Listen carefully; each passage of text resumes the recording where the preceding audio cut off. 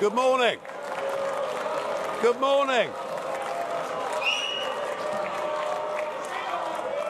Funny, isn't it? Funny, isn't it?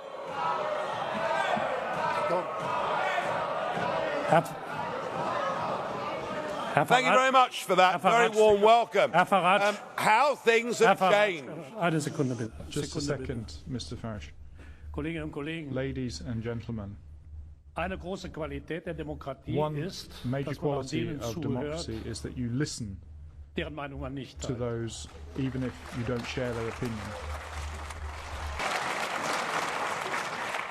Well, thank you, Mr. Schultz. Isn't it funny? You know, when I came here 17 years ago, and I said that I wanted to lead a campaign to get Britain to leave the European Union, you all laughed at me. Well, I have to say, you're not laughing now, are you? And the reason you're so upset, the reason you're so angry, has been perfectly clear from all the angry exchanges this morning. You, as a political project, are in denial. You're in denial that your currency is failing. You're in denial. Well, just look at the Mediterranean. No. As a policy to impose poverty on Greece and the rest of the Mediterranean, you've done very well. And you're in denial over Mrs. Merkel's call last year for as many people as possible to cross the Mediterranean into the European Union has led to massive divisions between countries and within countries. But the biggest problem you've got, and the main reason the United Kingdom voted the way that it did, is you have, by stealth, by deception, without ever telling the truth to the British or the rest of the peoples of Europe, you have imposed upon them a political union. You've imposed upon them a political union. And when the people in 2005 in the Netherlands and France voted against that political union, when they rejected the Constitution, you simply ignored them and brought the Lisbon Treaty in through the back door.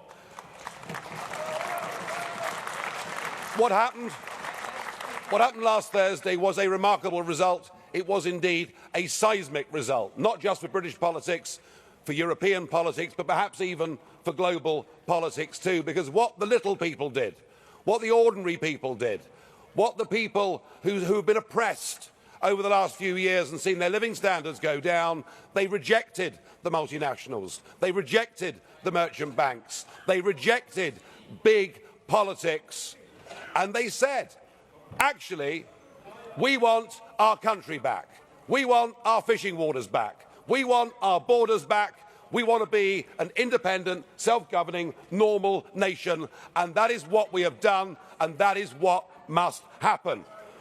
And in doing so, we now offer a beacon of hope to Democrats across the rest of the European continent. I'll make one prediction this morning. The United Kingdom will not be the last member state to leave the European Union. So the question is, what do we do next?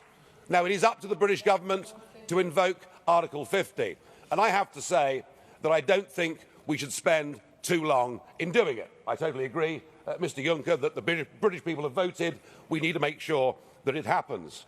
But what I would like to see is a grown-up and sensible attitude to how we negotiate a different relationship. Now I know that virtually none of you have ever done a proper job in your lives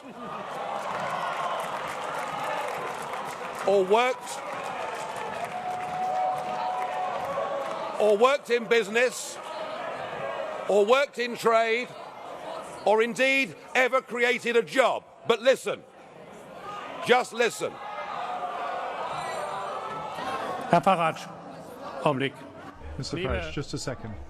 Ladies and gentlemen, I do understand that you're getting emotional, but you're acting like UKIP normally acts in this chamber, so please. Kopieren Sie sie nicht, Herr don't Farage. imitate Ich will them. Ihnen allerdings eins Mr. sagen. Ihre Äußerung, Farage, however, I would say dass one die thing to Kollegen hier in you. diesem Hause niemals einen ordentlichen Job gemacht The hätten, die fact müssen that nicht von you're sich auf andere claiming schließen. Das nobody geht has so done nicht. a decent job in their life, you can't really say that. I'm sorry. No, you're quite right, Mr. Schulz. UKIP used to protest against the establishment, and now the establishment protests against UKIP. So something has happened here. Let us listen to some simple, pragmatic economics. We, between us, between your countries and my country, we do an enormous amount of business in goods and services. That trade is mutually beneficial to both of us. That trade matters.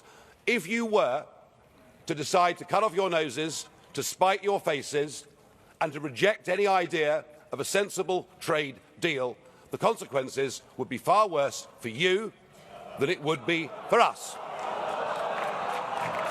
And even no deal is better for the United Kingdom than the current rotten deal that we've got.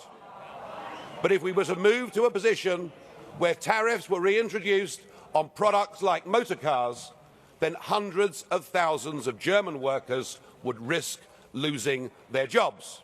So why don't we just be pragmatic, sensible, grown up, realistic, and let's cut between us a sensible tariff-free deal, and thereafter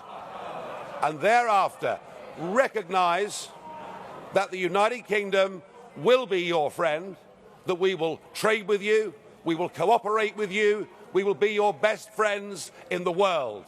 But do that, do it sensibly, and allow us to go off and pursue our global ambitions and future. Thank you.